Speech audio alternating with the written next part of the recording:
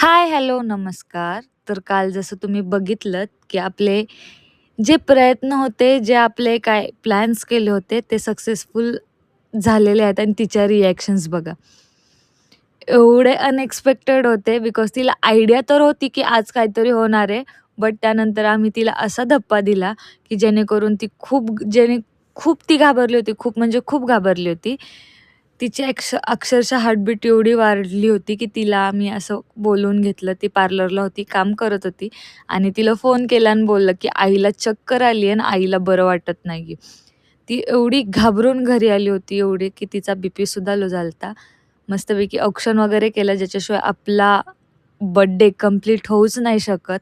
लहानपणाच्या ह्याच्यात जरी सुरुवात केली, तरी आपल्याला ते दिवस आपण हे नाही करू शकत.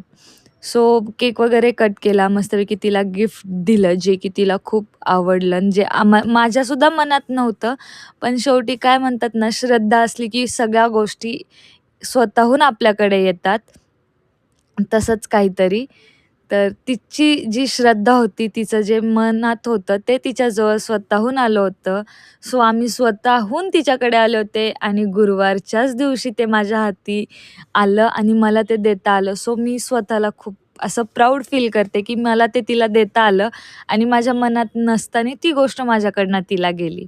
खूप भारी वाटलं. त्यानंतर एवढं सगळं सरप्राईज दिलं यार. थोडीशी मस्ती तर बनती ना, तर म्हणून तिला एवढं सगळं रॅप केलेलं, हे केलं, थोडासा त्रास दिला आणि त्यानंतर काय दुसऱ्या दिवशी मस्तपैकी मी गेले होते क्लास बघायला. हा पांडा एवढा क्यूट होता ना बाई, माझ्या आईसारखाच क्यूट गोंडस.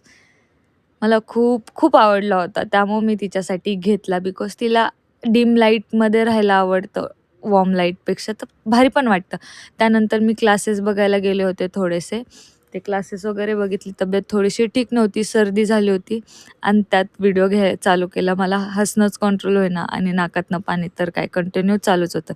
असा होता आपला आजचा दिवस. कसा वाटला? मम्मीला बर्थडे विश करा बाई. Bye bye.